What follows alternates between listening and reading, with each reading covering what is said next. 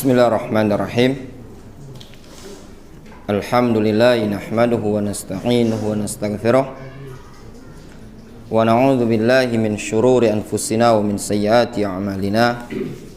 May yahdihillahu fala mudhillalah wa may yudlil fala hadiyalah.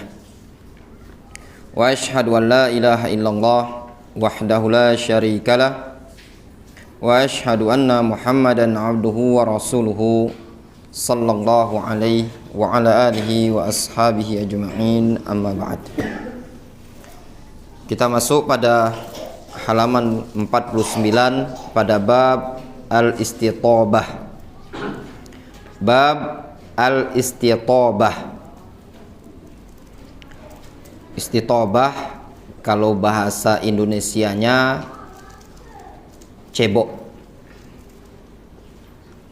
Maknanya menghilangkan kotoran dari tempat keluarnya kotoran, baik pada bagian depan ataupun bagian belakang. Bahasa Arabnya istitobah. Kalau bahasa kitanya dikenal dengan istilah cebok. Qauluhu babun. Pernyataan beliau penulis buku dengan menyebut babun, bab.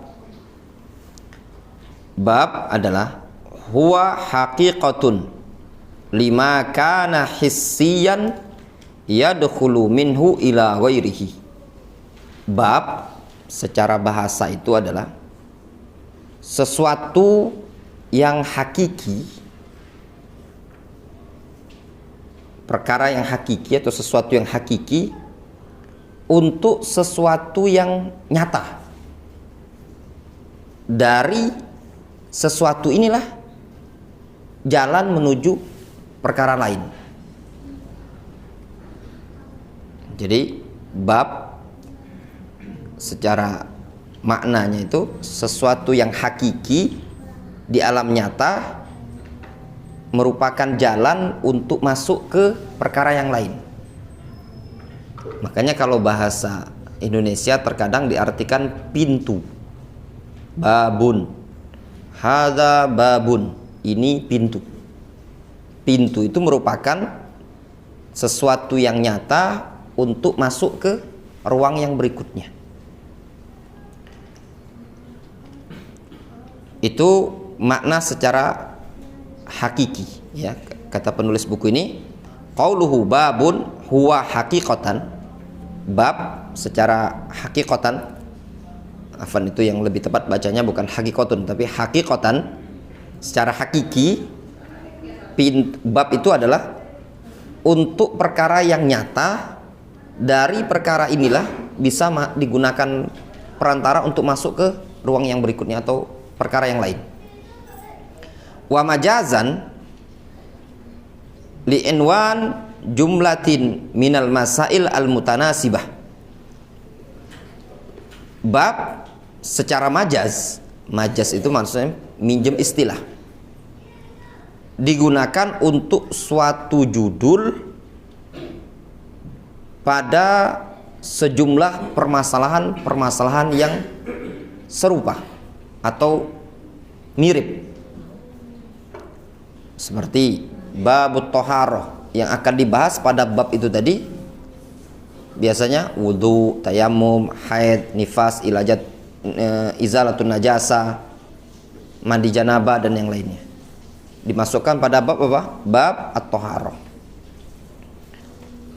Jadi istilah bab itu ada dua penggunaan. Penggunaan yang pertama, penggunaan secara hakiki, secara hakikat. Apa itu? Sesuatu yang merupakan perantara untuk masuk ke perkara yang lain, jalan untuk masuk ke sesuatu yang lain. Adapun secara majaz digunakan untuk judul suatu permasalahan. Taqaddama ma'ana ta'riful istitobah fi hadits Abi Hurairah ar-Rabi'. Telah berlalu bagi kita tentang definisi istitobah pada permasalahan hadis Abu Hurairah yang nomor 4 ya. Disebutkan di halaman 19 ya, ketika dijelaskan hadis Abu Hurairah pada hadis nomor 4 di halaman 19. Itu maksudnya. Kemarin sempat kita baca makna istitobah ya. Intinya bahasa kitanya istitobah itu adalah cebok.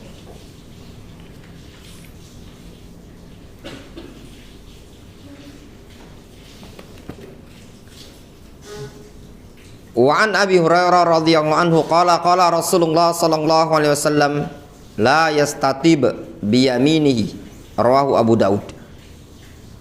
Dari Abu Hurairah radhiyallahu anhu, Rasulullah sallallahu alaihi wasallam bersabda, la yastatib bi yaminihi, janganlah seseorang itu cebok dengan tangan kanan. Itu yang disebutkan dalam hadis. Itu penggunaan lafaz istitobah. Jadi lafaz istitobah diambil dari hadis Rasul alaihi salatu wasallam menyatakan apa? La yastatib bi yaminihi, jangan dia istitobah dengan tangan kanan.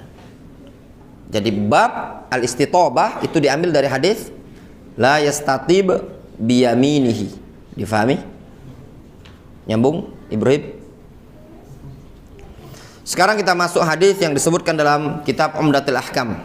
Wa an Anas bin Malik radhiyallahu anhu anna Nabiyya sallallahu alaihi wasallam kana idza dakhala al-khala qala Allahumma inni a'udzubika minal khubuthi wal khaba'ith. Dari Anas bin Malik radhiyallahu anhu bahwasannya Nabi sallallahu alaihi wasallam beliau apabila masuk ke khala itu toilet, jamban atau WC bahasa kitanya. Rasul mengucapkan Allahumma inni a'udzubika minal khubuth wal khaba'ith. Rasul berdoa membaca doa Allahumma inni a'udzubika, ya Allah aku berlindung kepada engkau minal khubuth wal khaba'ith, dari syaitan laki-laki dan syaitan perempuan. Asyarah keterangan. Al hadis rawahul Bukhari wa Muslim. Hadis ini riwayat Bukhari dan Muslim. Qauluhu, sabda Rasul, yaitu dalam hadis ucapan Anas, idza dakhala al-khala, al-khala huwa bil mad. Al-khala bil mad. Khala'u. Wa haqiqatuhu al-makanul khali. Makna khala secara hakikat adalah al-makan al-khali, tempat yang kosong. Lapangan, tidak ada tanaman, tidak ada bangunan, itu secara hakikatnya disebut dengan khala. Wastu'mila fil makan al-mu'addi liqadha'il hajah majazan.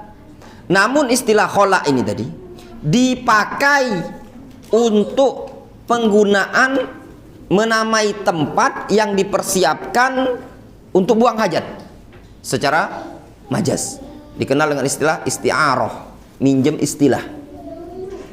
Jadi khala itu secara bahasa tempat yang kosong, yang tidak ada bangunan, tidak ada tanaman, tidak ada ruangan, namun digunakan secara majaz atau isti'arah ini untuk tempat yang dipersiapkan untuk buang hajat. Maka maknanya toilet, WC, jamban dan yang semisalnya. Difahami ya? Namanya khala. Contoh misalkan, contoh yang lain dalam penggunaan kita. Ta'jil itu berasal dari fi'il ajjala yu'ajjilu. Ajjala yu'ajjilu artinya menyegerakan ya, menyegerakan. Rasul menyatakan An-nas ma zalu bi khairin la yazalun nasu bi khairin ma ajjalu al-fitrah. umat manusia senantiasa berada pada kebaikan selagi mereka menyegerakan berbuka. Sehingga ta'jil itu maksudnya menyegerakan. Tapi penggunaan kita itu digunakan istilah makanan untuk buka puasa. Ada takjilnya tak di masjid tuh? Ketik, udah pindah masjid sebelah belah. Nah, itu contohnya kan. Penggunaan makanan. Ada tulisan yang jual makanan sore-sore. Takjil puasa. Nah, itulah gambaran tadi. Kholak tadi sebenarnya tempat lapangan. Nah, namun digunakanlah istilahnya untuk WC. Kan di kita juga banyak kan istilah-istilah yang sebenarnya penamaan ini untuk sesuatu yang dinamai tadi, namun digunakan pada penempatan yang lain. Cuma sekedar istilah, pinjem.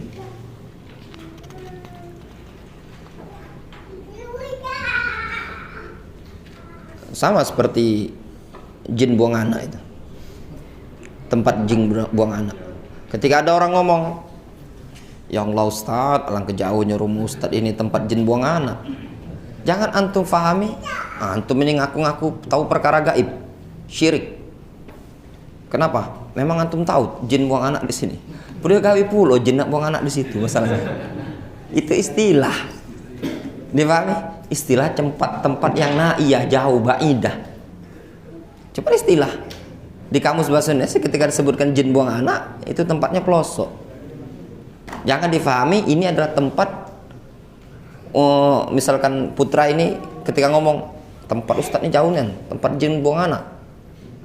Jangan difahami, putra antum ngaku-ngaku perkara gaib karena antum mengatakan jin buang anak di situ. Dia gaib pula jin buang anak di situ kan. Wal kinayah anil asya allati yustaha minha katsiratun fil Qur'ani was sunnah. Wal kinayah, ungkapan dari sesuatu yang dianggap malu. Jadi menggunakan istilah lain itu banyak sekali dalam Al-Quran dan Sunnah. Jadi perkara yang vulgar gitu loh Pak.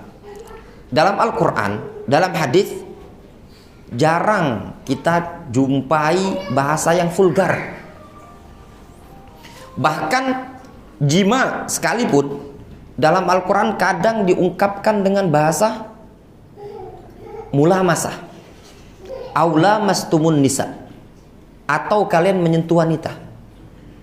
Kata Ibnu Abbas, menyentuh wanita maksudnya al-jima.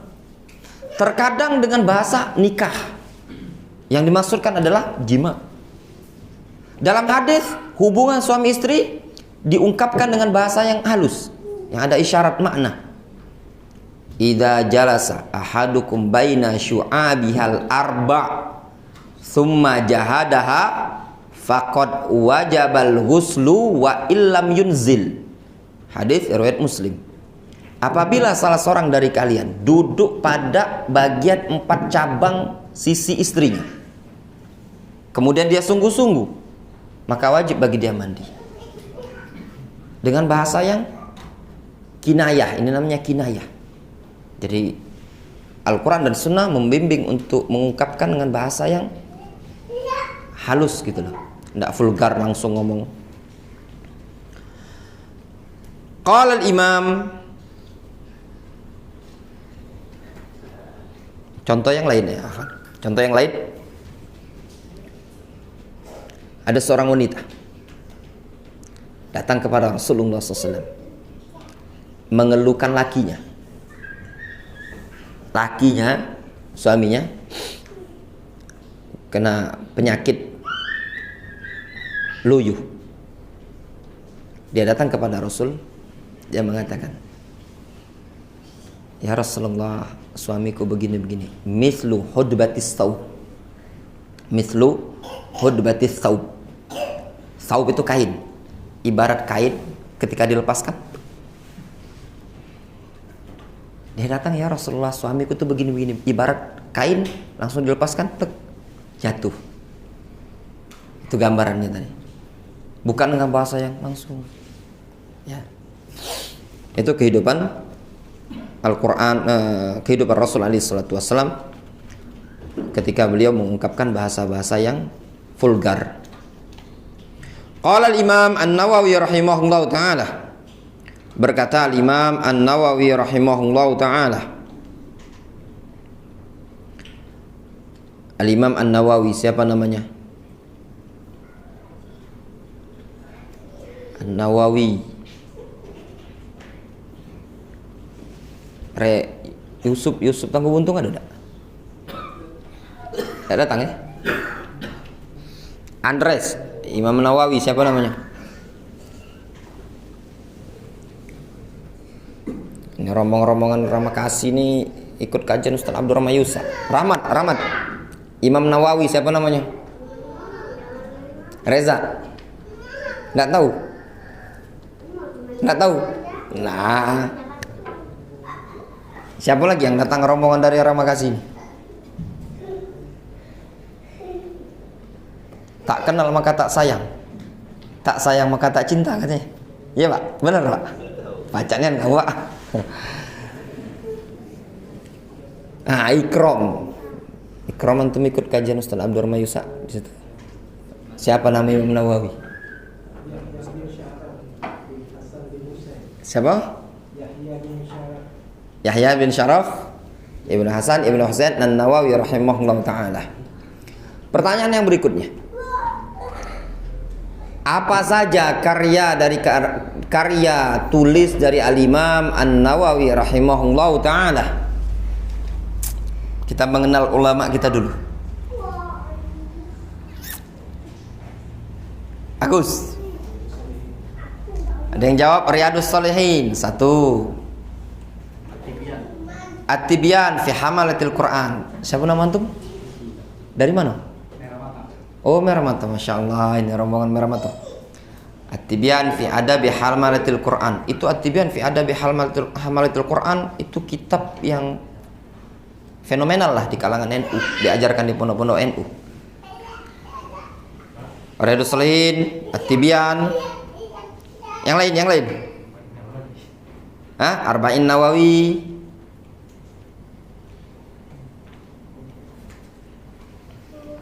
Baru 3.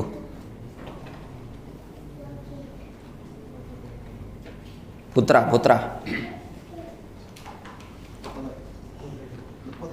Lupa. Agus. Hilang di catatan. Ada lagi yang tahu? Al-Azkar karya Al-Imam An-Nawawi. Makanya antum harus tahu Imam Nawawi ini. Kaki antum ketemu wong dari Kuto ini diketahuinya ngomongi bid'ah. Karya Nawawi. Antum ngakui enggak keulamaan Nawawi? Disodorkannya. Nah, itu tadi. Ayo perwakilan Ramakasih. Mata merah jawab, jauh. Merah mato bukan mata merah. Merah mato. Andres. Syarah Sahih Muslim. Betul, Syarah Sahih Muslim, Putra. Yang lain. Al-Majmu' Syarhul Muhadzab karya Al-Imam An-Nawawi rahimahullah taala. Dan masih banyak yang lainnya.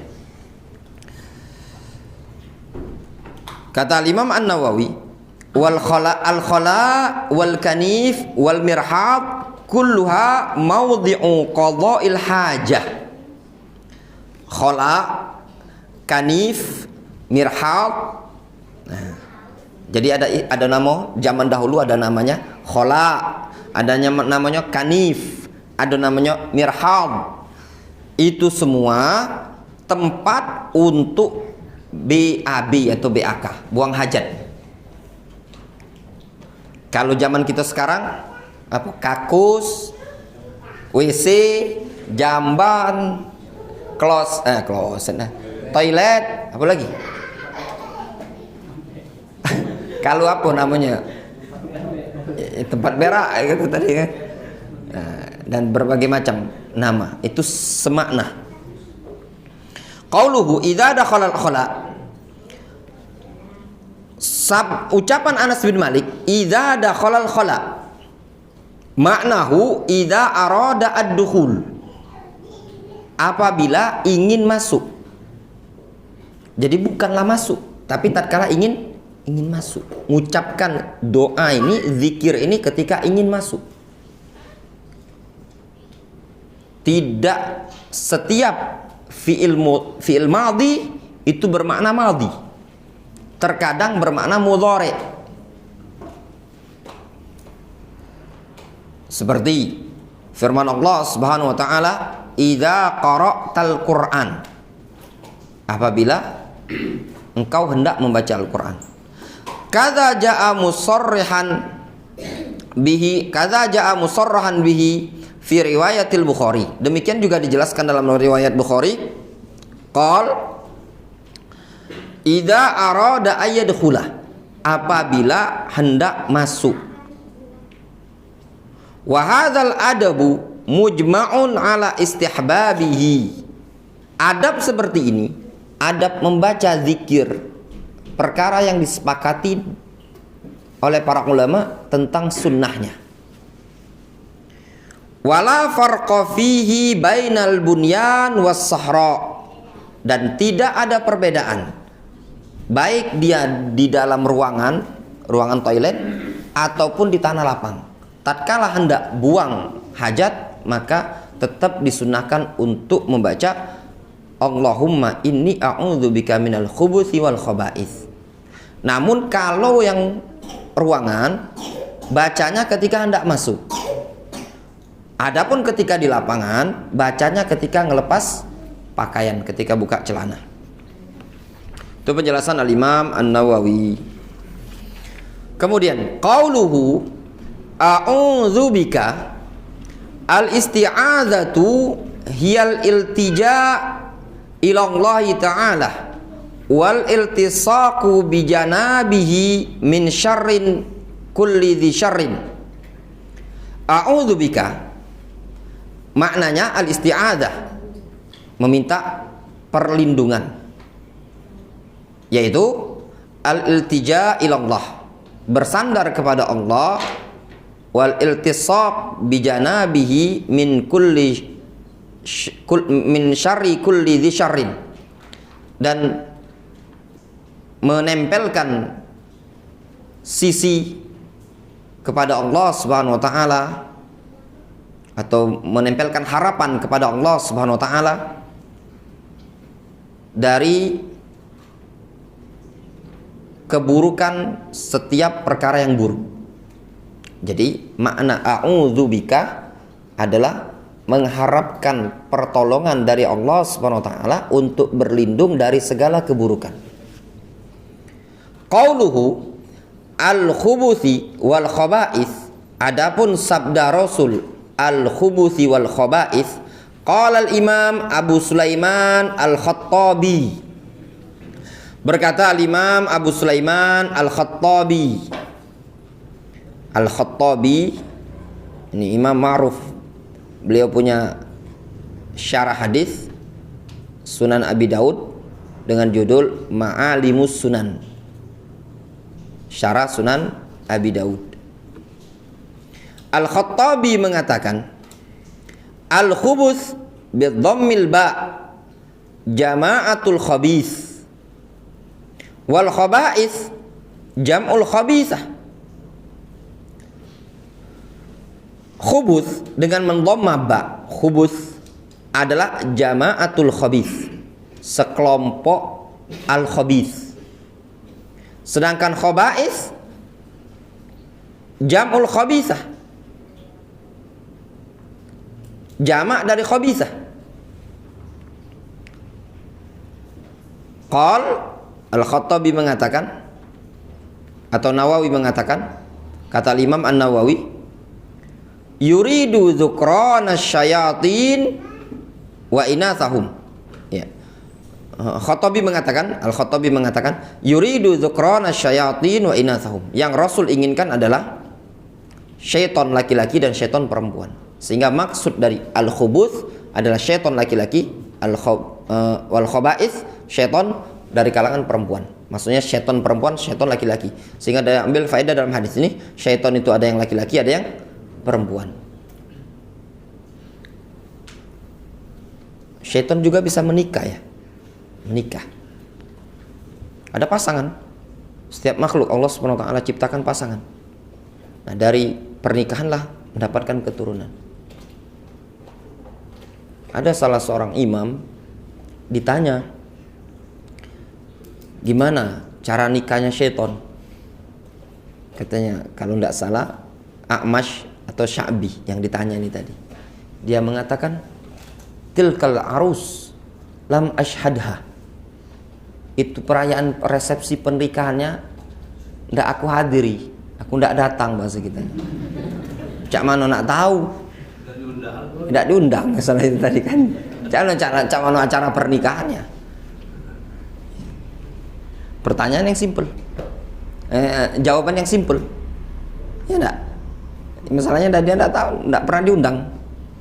Makanya dulu pernah Abu Hanifah pernah ditanya tentang ada orang dia janabah kemudian mandi di sungai, sudah selesai mandi dia tanya, sah enggak mandiku tadi? Ya. Kata Abu Hanifah, nampaknya menurut saya Anda enggak perlu sholat lagi. Orang itu kaget. Ngapa Abu Hanifah nyuruh tidak perlu sholat lagi? Selama-lamanya Anda tidak perlu sholat. Kaget dia kan? Kata Abu Hanifah, kewajiban sholat itu dibebankan kepada Rasul menyatakan rufi'atil aqlam an thalathah. Beban syariat itu diangkat dari 3 golongan. Anak kecil sampai dia balik. Orang tidur sampai dia terbangun. Dari orang gila sampai dia sadar. Kata Abu Hanifah, nampaknya engkau termasuk golongan yang ketiga ini tadi. Itu jawaban yang kalau bahasa kita tuh tepat ya. Wa dzakara ba'du ahli ilmi bi annal khubuth takunu bi dhammil ba wa bi sukunihi.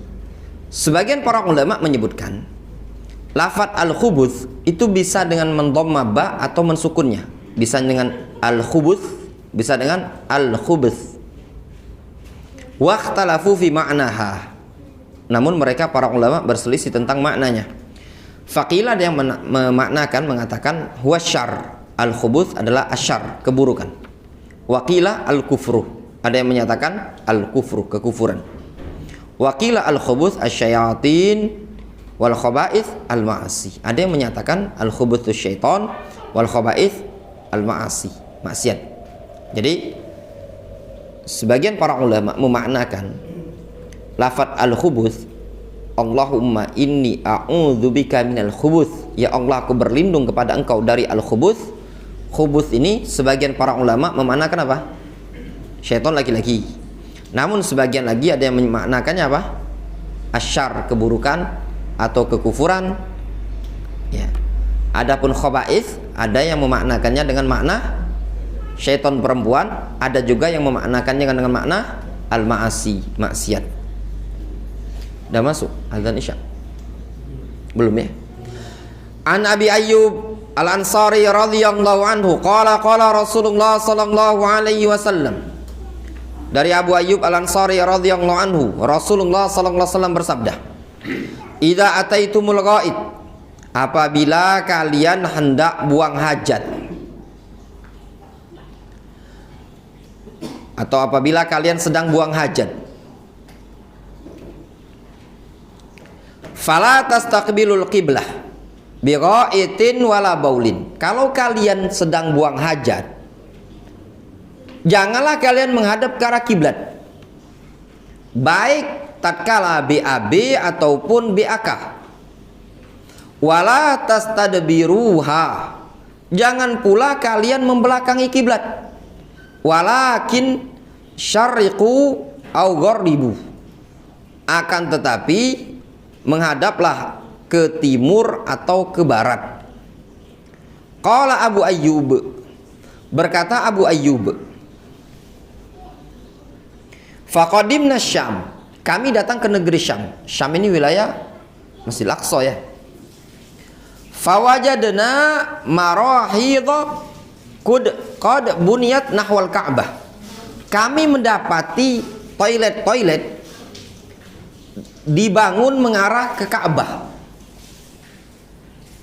Fanan harifu anha, sehingga kami pun miring. Ya. Tergambar ya. Kata Abu Ayyub Al-Ansari, ketika kami datang ke negeri Syam, kami mendapati toilet menghadap ke arah Ka'bah. Anggaplah Ka'bah di situ. Toilet seperti ini. Akhirnya mereka, sahabat ini, ketika mau BAB atau BAK, yang aturannya kloset yang hadapnya ke situ, ya beliau muter badan gitu loh, miring, inhiraf. Wa nastaghfirullah azza wa jalla, dan kami pun meminta ampun kepada Allah Subhanahu wa taala. Al hadis rawahul Bukhari. Hadis ini riwayat Bukhari. Biduni lafzi bighaitin au baulin. Dengan tanpa ada lafaz bighaitin au baulin. Wa Muslim, dan juga hadis ini riwayat Muslim. Wa indahuma, dan pada riwayat Bukhari Muslim, qibalal qiblah badala nahwal Ka'bah. Jadi riwayat yang disepakati dengan lafaz qibalal qiblah sama. Qibala nahwa itu semakna. Al-ghaid, qauluhu al-ghaid, adapun sudah masuk belum Indonesia? Sudah masuk ya? Dah, kita cukupkan dulu ya. Insyaallah kita lanjutkan setelah salat Isya.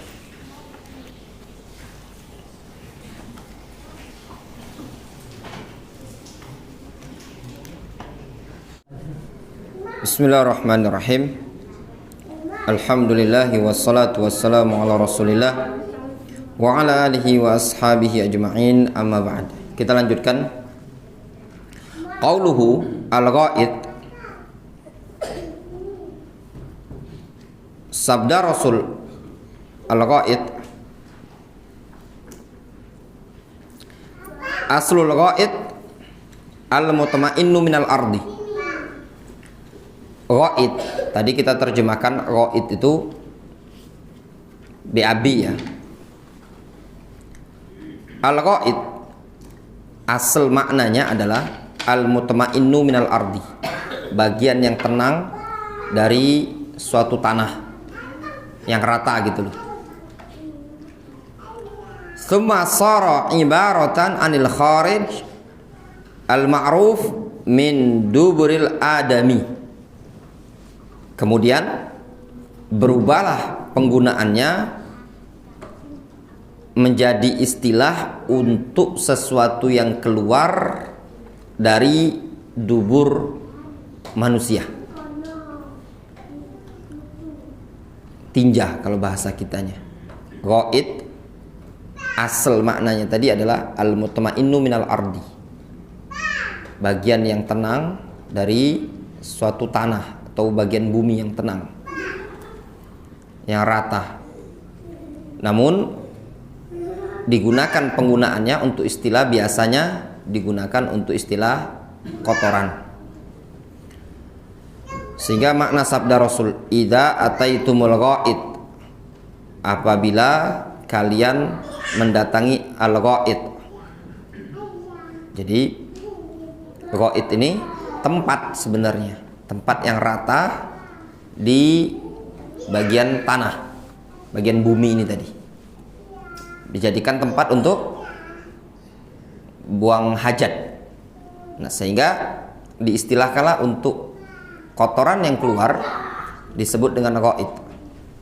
Qala al-Imam An-Nawawi rahimahullahu taala, wa amman nahyu 'anil istiqbal lil qiblati bil bauli wal ghaiti faqad ikhtalafa al-ulama fihi 'ala madzahib.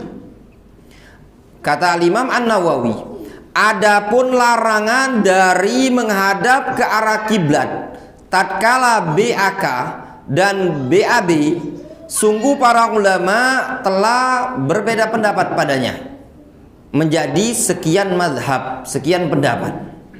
Para ulama berselisih tentang hukum, apa hukum buang hajat dalam keadaan dia menghadap ke arah kiblat atau membelakangi kiblat. Wa dzakara minha arba'ata madzahib. Imam Nawawi menyebutkan di antaranya ada 4 mazhab, 4 pendapat. Ahaduha mazhabu Malik wa Syafi'i rahimahumullah. Di antara pendapat tersebut adalah pendapatnya Al-Imam Malik dan juga Al-Imam Asy-Syafi'i rahimahumullah, annahu yahrumu istiqbalul qibla fis sahra bil bauli wal ghaid wa la yahrumu dzalika fil bunyan. Pendapat Imam Malik, pendapat Al-Imam Asy-Syafi'i, mereka mengatakan haram menghadap ke arah kiblat kalau di tanah lapang, buang hajat di tanah lapang, bukan dalam bangunan. Baik buang hajatnya tadi BAB atau BAK, itu haram. Kalau menghadap ke arah kiblat jika di tanah lapang. Di tanah lapang itu maksudnya bukan bangunan, di ruangan terbuka gitu loh. Nggak ada dinding. Misalkan contoh Pak ya, pengen kencing, dilihat nggak ada orang kan, sepi, tapi bukan di tempat umum maksudnya kan.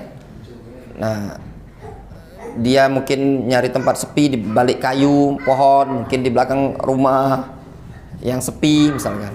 Nah ini kan nggak ada bangunan yang tertutup kan. Nah ini yang dimaksudkan tadi. Haram itu di sini kata Imam Malik, kata Imam Syafi'i. Wala yahrumu dzalika fil bunyan. Adapun kalau dalam ruangan itu tidak haram. Difahami? Nah, toilet WC ini kan ruangan kan? Nah, kata Imam Syafi'i, kata Imam Malik tidak haram. Wa hadza marwiyun 'anil Abbas ibni Abdul Muttalib. Ini pendapat diriwayatkan juga dari Al-Abbas ibnu Abdul Muttalib wa Abdullah bin Umar. Juga dinukilkan juga dari Abdullah bin Umar, dari kalangan sahabat. Jadi sahabat yang berpendapat seperti ini sama seperti pendapat Imam Malik dan pendapat Imam Syafi'i adalah Al-Abbas bin Abdul Muttalib dan Abdullah bin Umar. Wa Ishaq wa Sya'bi wa Ishaq ibn Rahawai wa Ahmad ibn Hanbal fi ihda riwayatain. Ini juga pendapat Al-Imam Sya'bi, Amir bin Surahbil, wa Ishaq bin Rahawai. Ishaq bin Rahawai itu Ishaq bin Rahuyah, wa Ahmad ibnu Hanbal fi ihda riwayatain, pada salah satu pendapat Ahmad bin Hanbal. Dalam artian Imam Ahmad punya dua pendapat. Kata Imam An-Nawawi, wa huwa arjahul aqwali jam'an bainal adillah. Ini adalah pendapat yang paling rajih, paling kuat berdasarkan pengkompromian hadis-hadis yang ada. Ringkasnya ya, ada yang menyatakan haram secara mutlak. Haram secara mutlak, baik dalam ruangan ataupun di luar ruangan. Ada yang menyatakan boleh secara mutlak, baik dalam ruangan atau di luar ruangan. Maksudnya itu menghadap kiblat tadi atau membelakanginya. Ada yang merinci, yang dilarang itu menghadap, kalau membelakangi tidak masalah gitu loh, dengan berbagai macam keterangan mereka. Namun di sini Al-Imam An-Nawawi lebih menguatkan pendapat yang menyatakan larangan tersebut kalau di luar ruangan. Tapi kalau dalam ruangan tidak terkena larangan tadi, boleh-boleh saja. Wa nasabal hafidhu hadzal qaula lil jumhur. Al-Hafidz Ibnu Hajar menisbatkan pendapat seperti ini, pendapat yang dinukilkan Imam Nawawi dari Imam Malik, Imam Syafi'i, dari Abdullah bin Umar, dari Al-Abbas bin Abdul Muttalib, dari Sya'bi, dari Ishaq bin Rahawai. Al-Hafidz mengatakan ini pendapat jumhur, mayoritas para ulama. Waqal Al-Hafidz Ibnu Hajar menyatakan huwa a'dalul aqwali li a'malihi jami'al adillah.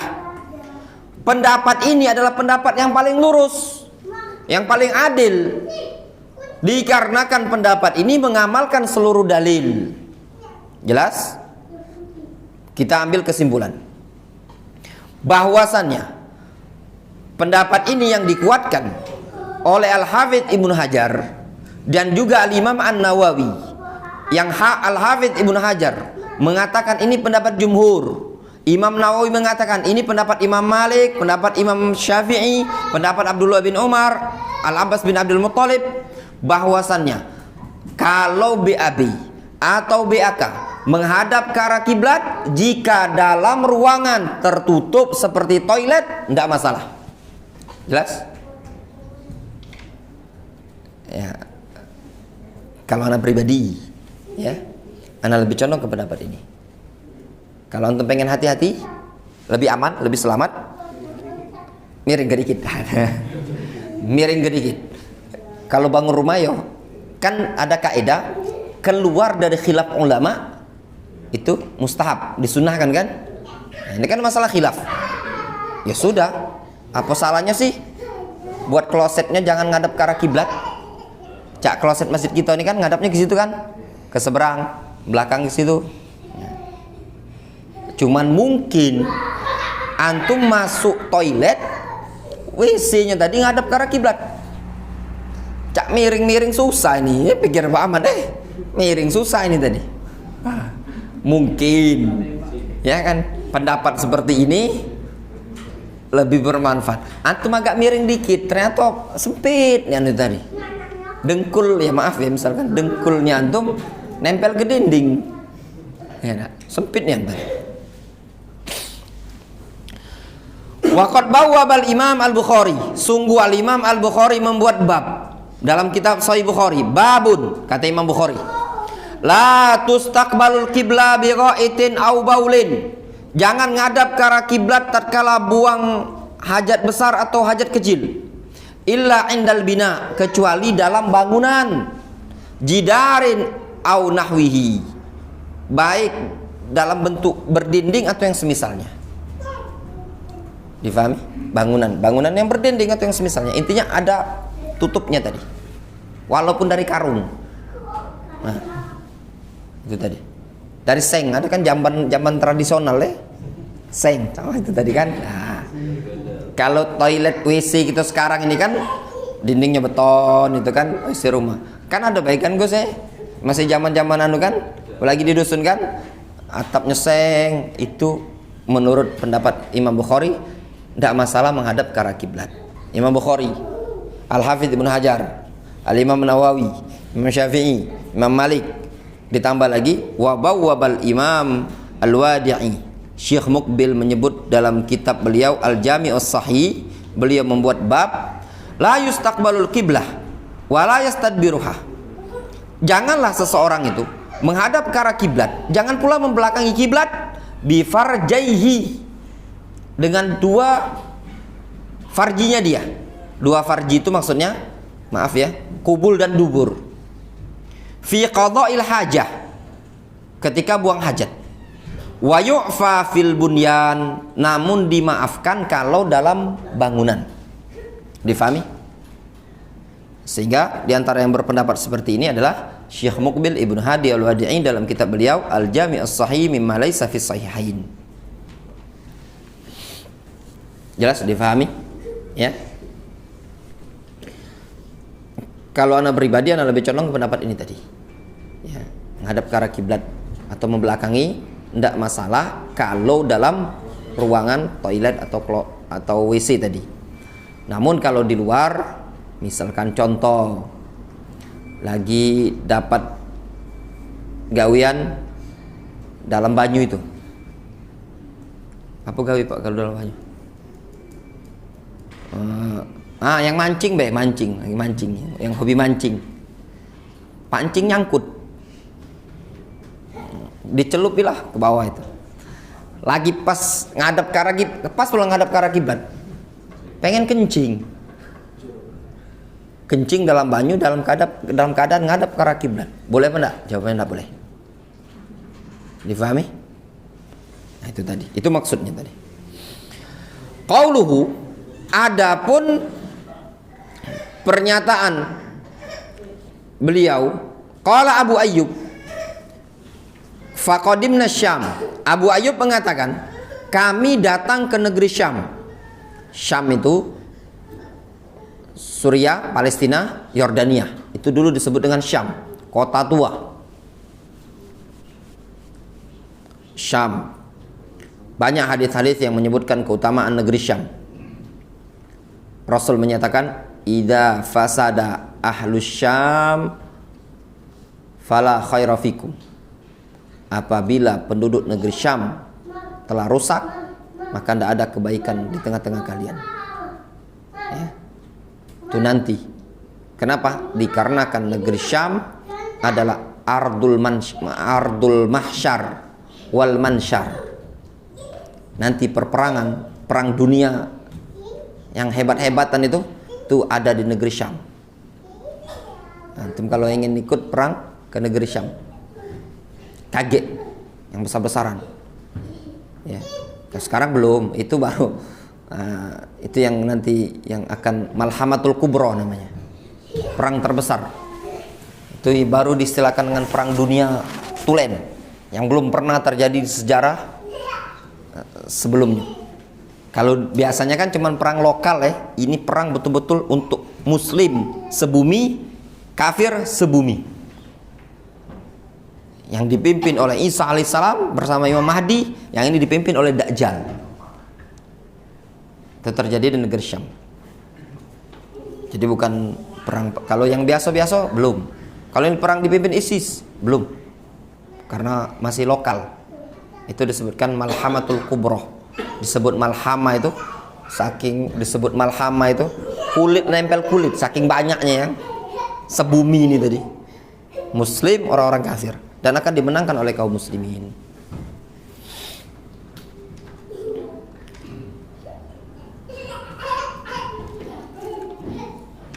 Kata Al-Imam An-Nawawi, qaulu Abi Ayyub qaulu Abi Ayyub qala anhu al-Hafidh. Pernyataan Abu Ayyub itu dikomentari oleh Al-Hafidh. Abu Ayyub mengatakan, kami datang ke negeri Syam, kami mendapati toilet-toilet di negeri Syam itu dibangun menghadap ke arah Ka'bah. Kemudian kami miringkan badan kami ketika kami buang hajat.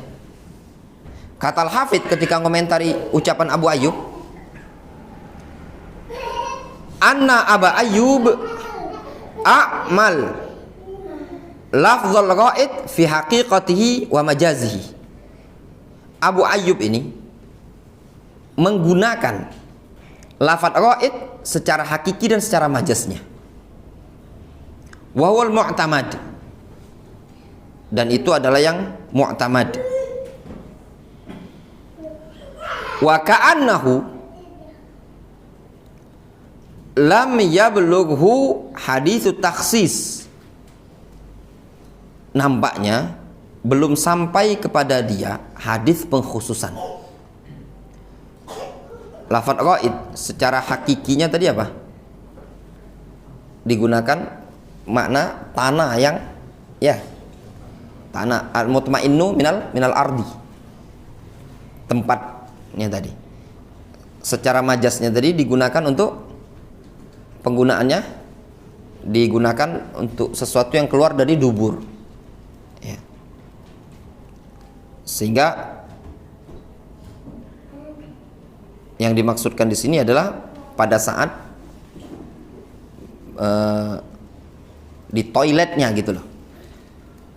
Jadi maksudnya tadi toiletnya itu betul-betul menghadap klosetnya atau bangunannya, klosetnya tadi menghadap ke arah Ka'bah, dan buang hajatnya Abu Ayyub pun pada waktu itu ke arah Ka'bah, namun dimiringkan oleh Abu Ayyub. Difahami?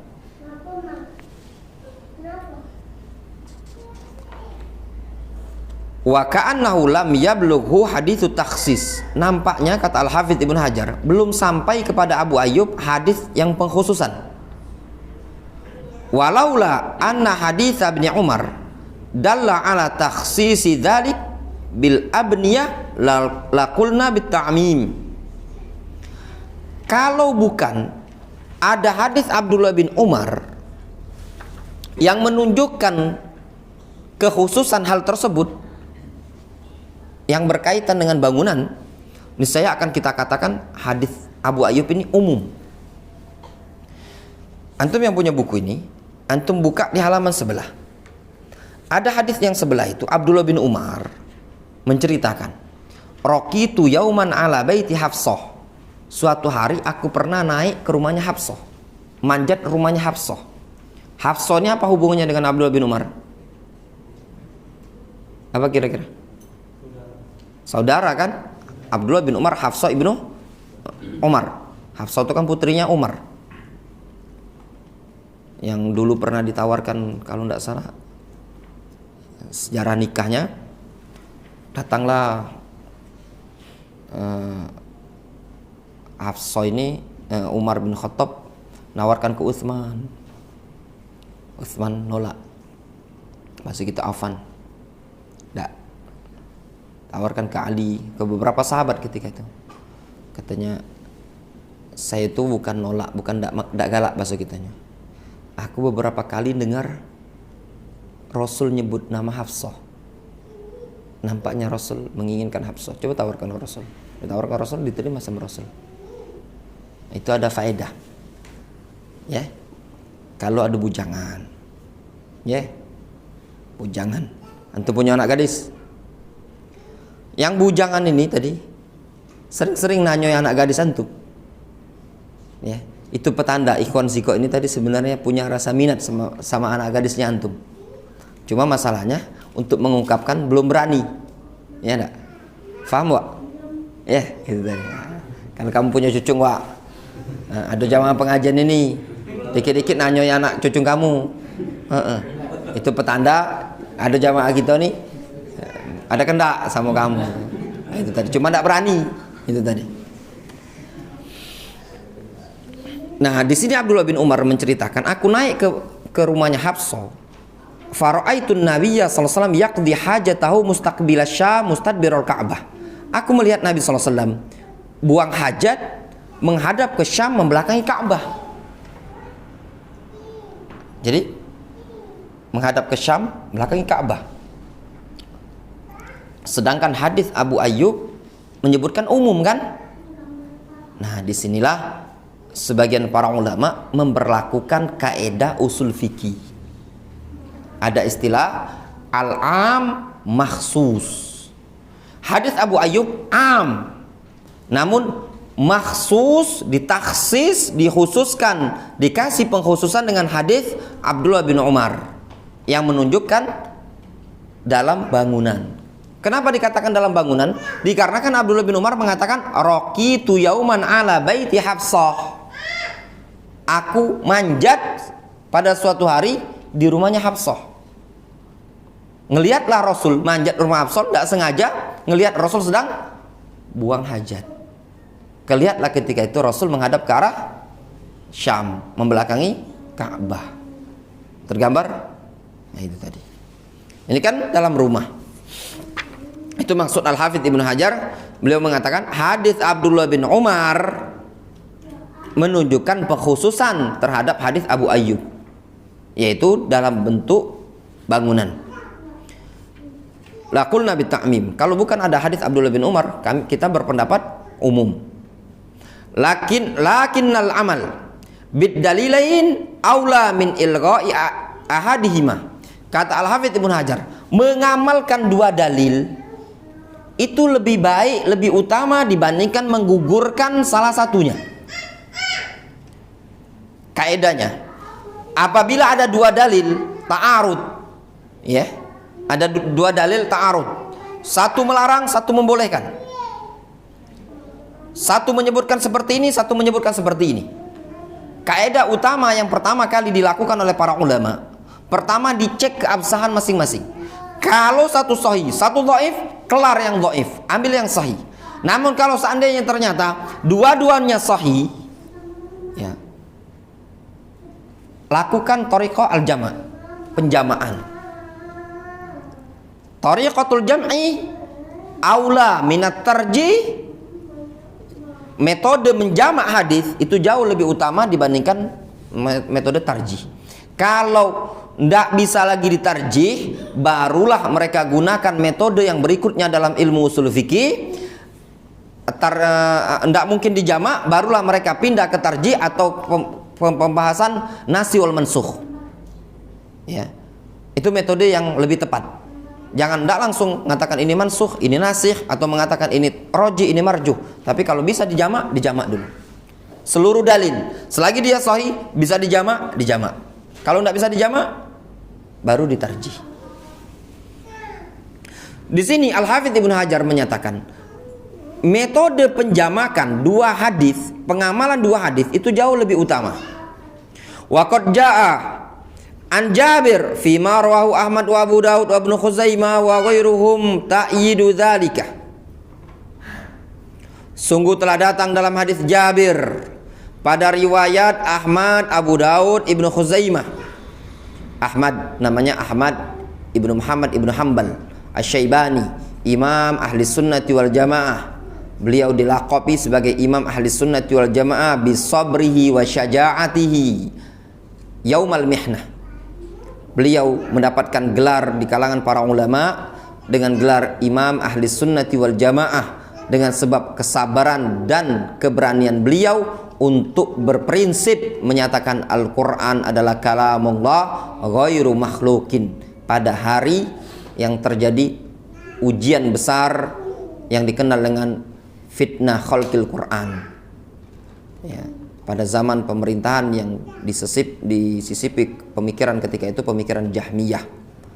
Beliau dipaksa untuk mengatakan Al-Quran makhluk. Kata beliau, tidak, Al-Quran kalamullah ghairu makhlukin.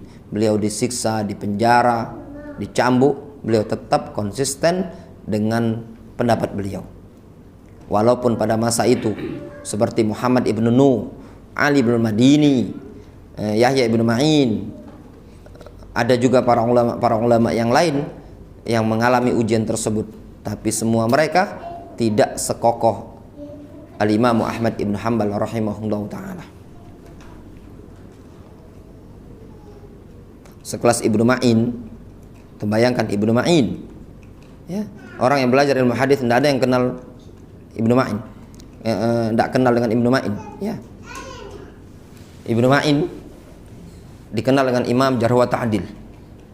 Orang kalau sudah mendapat gelar Ahlul Jarhi wa Ta'dil itu biasanya kencang. Nah, ketika zaman fitnah khalqul Quran tidak kuat beliau, mengalami ujian besar. Akhirnya beliau bertauriyah. Beliau mengatakan Al-Quran sambil mengisyaratkan dengan jari jemari, Al-Quran, Taurat, Injil, Zabur, Suhuf Ibrahim wa Musa, hadil makhluqah. Ini semua makhluk, sudah bebas, tidak jadi dipukul. Suatu hari selesai fitnah ini tadi, Imam Ahmad sudah bebas, dua pemerintah sudah meninggal, sudah tegak dakwah sunnah. Datanglah Ibnu Ma'in ingin mengunjungi Imam Ahmad. Anaknya Imam Ahmad bernama Saleh mengatakan, bahasa kita lebih kurang makna bahasa Palembangnya, Pak, ada Wak Ibnu Ma'in datang. Kata Imam Ahmad, tidak usah diterima, sudahlah balik. Ditanyakan alasan kenapa Imam Ahmad tidak menerima, dikarenakan dia tidak komitmen kokoh mempertahankan akidah pada masa yaumal mihnah, dalam keadaan itu udzur, ya. Kaedahnya orang kalau dipaksa untuk mengucapkan ucapan kufur, ya, man qala annal Quran makhluk fahuwa kafir, ya, sebagaimana yang dinyatakan oleh Imam Ibnu Jarir At-Tabari dalam kitab Sharihus Sunnah, siapa yang menyatakan Al-Quran makhluk adalah kafir. Al-Quran kalamullah. Namun kalau dipaksa, ya, untuk mengucapkan ucapan kekufuran tadi, dalam keadaan hatinya tetap tenang dengan keimanan, maka dia dimaafkan. Namun Imam Ahmad tetap komitmen, biarlah badan disiksa, walaupun biarpun kondisi beliau disiksa seperti itu tadi, dampaknya tadi lebih besar. Kalau seandainya beliau menyelamatkan diri beliau, bisa selamat, namun mafsadah yang akan ditimbulkan banyak. Disebutkan ketika itu semua umat menunggu kalamnya Imam Ahmad. Kalau Imam Ahmad mengatakan Al-Quran makhluk, sudah bisa menyesatkan umat. Walaupun jasad Imam Ahmad selamat, gitu loh. Dikarenakan beliau ingin menyelamatkan umat, biarlah jasad beliau yang tersiksa. Illa man ukriha wa qalbuhu mutmainnum bil iman. Kata Allah Subhanahu wa taala, kecuali orang yang dipaksa dalam keadaan hatinya tetap tenang dengan keimanan. Ini ada pembahasan khususnya masalah ikrah. Abu Daud, Al-Imam Abu Daud As-Sijistani. Sijistani bukan orang Arab, ya. Sulaiman ibn al-Ash'ath, Abu Daud, Ibnu Khuzaimah, Muhammad ibn Ishaq ibn Khuzaimah meriwayatkan riwayat ini tadi. Wa ghairuhum ta'yidu dzalik, dan yang selain mereka meriwayatkan riwayat yang menguatkan hal tersebut. Wa lafdhuhu inda Ahmad, lafadznya hadis Jabir pada riwayat Ahmad, kata Al-Hafidz, lafadznya adalah, kata Jabir, kana Rasulullah sallallahu alaihi wasallam yanhana an nastadbirul qiblah au nastaqbilaha bi furujina idza haraqna alma. Kata Jabir, dulu Rasulullah SAW melarang kami untuk membelakangi kiblat atau menghadap kiblat dengan furujina. Furuj, maaf ya, furuj itu kemaluan artinya. Idza haraqna alma, tatkala kita menyiramkan air. Qal, kemudian Jabir mengatakan, lihat Jabir mengatakan, Jabir tadi ngomong, dulu Rasul melarang kami ngadap ke arah kiblat, baik ketika menghadap ke arah kiblat, BAB atau BAK, ya, dilarang. Begitu juga membelakangi. Namun Jabir mengatakan, summa ra'aituhu qabla mautihi bi'am. Kata Jabir, kemudian aku pernah melihat Rasul 1 tahun sebelum wafatnya Rasul, yabul mustaqbilal kiblah. Rasul BAK menghadap ke arah kiblat. Yabul, bala yabulu itu kencing artinya. Rasul kencing menghadap ke arah kiblat. Nah, hadisnya Jabir ini menunjukkan apa? Rasul pernah kencing menghadap ke arah kiblat. Terus bagaimana? Kata Al-Hafidz Ibnu Hajar, wal haqqu, dan yang benar, annahu laisa binasikhin li haditsin nahyi. Pendapat yang benar, hadis Jabir bukan penasih terhadap hadis Abu Ayyub yang menunjukkan larangan. Jadi di sini tidak berlaku nasi wal mansukh. Khilafan liman za'amahu. Ya. Berbeda dengan pendapat orang yang mengatakan bahwasanya hadis ini penasih. Tapi Al-Hafidz lebih condong mengatakan apa?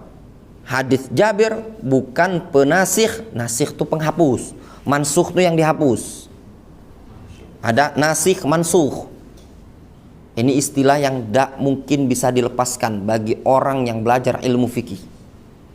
Al-am, al-khas, mutlak, muqayyad, mujmal, mubayyan, nasi, mansukh. Ya.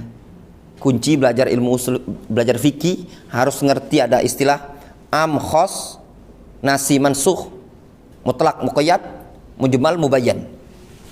Ini kaidah penting. Bal huwa mahmulun ala annahu ra'ahu fi bina'in au nahwihi. Bahkan kata Al-Hafidz Ibnu Hajar, hadis Jabir ini dibawa kepada pengertian bahwasannya Jabir telah melihat Rasul berada di suatu ruangan, suatu bangunan atau yang semisalnya. Jelas? Intinya pendapat yang menyatakan bahwasannya BAB atau BAK menghadap ke arah kiblat atau membelakangi kiblat jika dalam ruangan adalah pendapat yang lebih kuat dari sisi dalil. Yang pertama adalah hadis Abu Ayyub, hadis Abdullah bin Umar. Yang kedua hadis Jabir. Dua-dua ini menguatkan pendapat ini tadi. Kemudian sedikit lagi. Qauluhu, adapun sabda Rasul, walakin syarriqu aw gharribu, akan tetapi menghadaplah kalian ke arah timur atau ke arah barat. Huwa makhsusun bil mukhatabin wa hum ahlul Madinah. Lafaz ini dikhususkan dengan orang-orang yang diajak bicara tersebut dalam keadaan status mereka adalah penduduk Madinah.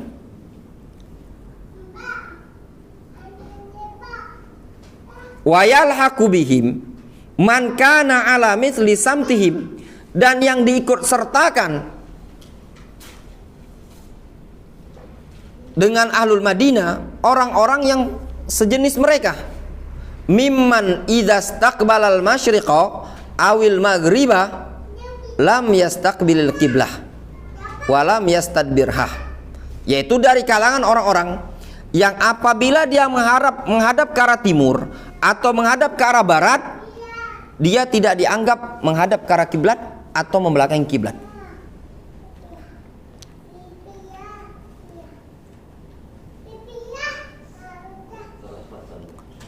Ana ndak ngerti kalau Yaman, ana ndak tahu yang Madinah nih, misalnya ana ndak pernah umroh jadi ndak perhatian di mana matahari terbit.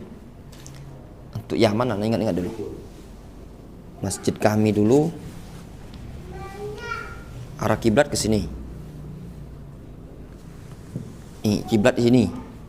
Ya, masjidnya di Yaman ya. Arah kiblat gini. Ke sini, ke kanan ya, ke situ. Matahari terbit itu di situ.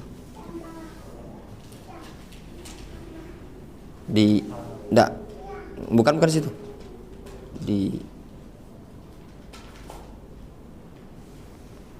Iya sih, di sini matahari terbit itu di sini. Nah, di sini ini miriplah dengan kita Indonesia kalau itu. Intinya di sebelah kiri. Kalau kami ngadap ke arah kiblat itu matahari terbit di sebelah kiri. Kalau di Yaman.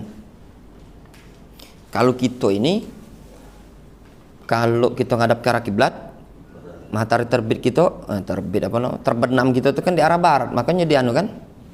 Intinya hadis ini berlaku untuk orang yang penduduk Madinah dan yang semisal penduduk Madinah ketika kiblatnya tadi, kalau dia membelakangi ya, atau menghadap, kondisinya seperti ini.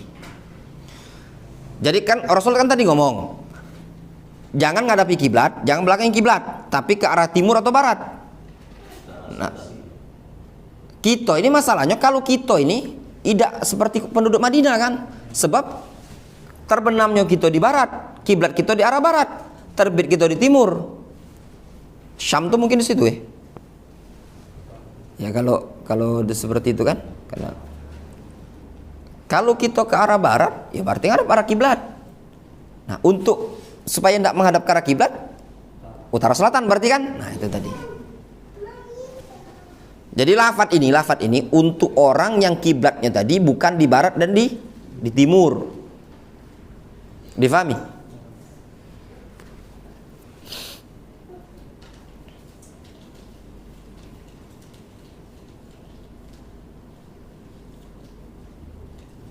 Iyo, berarti kiblat masjid di Yaman itu kemarin selatan.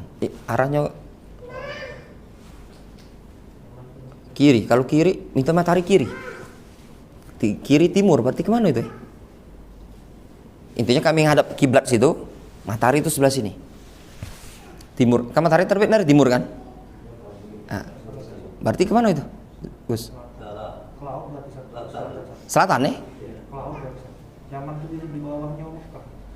Bukan. Posisinya itu kemana arah kiblat itu tadi? Matahari kami sebelah kiri. Ke selatan berarti. Sudah. Berarti selatan. Belakang kami tadi utara berarti kan? Itu utara. Matahari sebelah kiri. Terbenamnya matahari sebelah kanan. Intinya ketika kita sholat dulu ngadep arah kiblat, matahari terbit di sebelah kiri. Kalau kita ini kan matahari terbit di belakang kita kan, belakang kiblat kan? Terbenam di arah kiblat itu tadi. Walau alam kalau di Madinah. Mungkin samalah dulu. Cek di Yaman. Anak kurang perhatian di Madinah. Ya.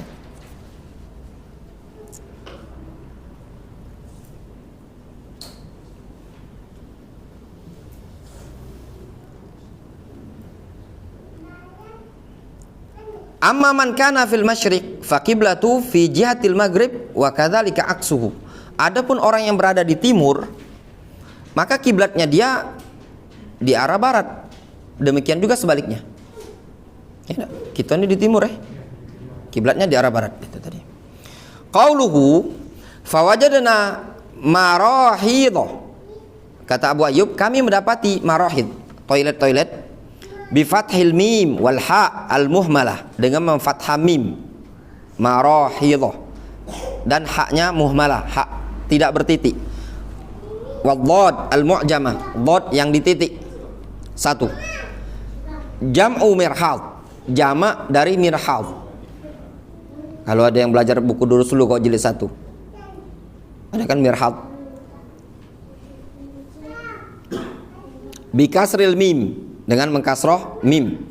Wahwal bait, mirhad itu adalah al bait, bangunan, al muttakhadh liqada'i hajatil insan, bangunan yang dijadikan untuk buang hajat umat manusia. Ai littaqawwud, maknanya untuk BAB. Qauluhu, adapun ucapan Abu Ayyub, fanan harifu anha, lalu kami miring sedikit darinya, dari arah kiblat tadi. Wa nastaghfirullah azza wa jalla, dan kami pun meminta ampun kepada Allah azza wa jalla, istighfar. Maknahu nahrisu ala ijtinabiha bil mail, kami berupaya untuk menjauhi menghadap ke arah kiblat atau membelakangi kiblat, bil mail dengan cara miring, bihasabi qudratina, sesuai dengan kemampuan kami. Ini yang dilakukan oleh Abu Ayyub. Ringkasnya wallahu alam, pendapat yang dikuatkan Imam Bukhari, yang dikuatkan Imam Syafi'i, Imam Malik, Imam Ahmad, jawabannya diperbolehkan. Jadi kalau seandainya masuk toilet masjid, WC masjid, dan mendapati WC-nya tadi menghadap ke arah kiblat, ya sudah, insya Allah ada masalah. Itu pendapat yang dikuatkan oleh Al-Hafidz Ibnu Hajar dan pendapat jumhur. Tapi kalau ragu-ragu pengen keluar dari khilaf ulama, miring, beda masalah. Miring dikit, Pak. Nah, 45 derajat miring itu tadi. Itu kalau WC-nya luas, Pak, masalahnya. Tapi kalau WC-nya sempit mungkin tadi, yang memungkinkan pendapat ini bermanfaat. Wallahu taala musab. Kita cukupkan dulu sampai di sini ya. Adapun sisanya insyaallah dilanjutkan pertemuan berikutnya. Naktafi bihadzal qadar.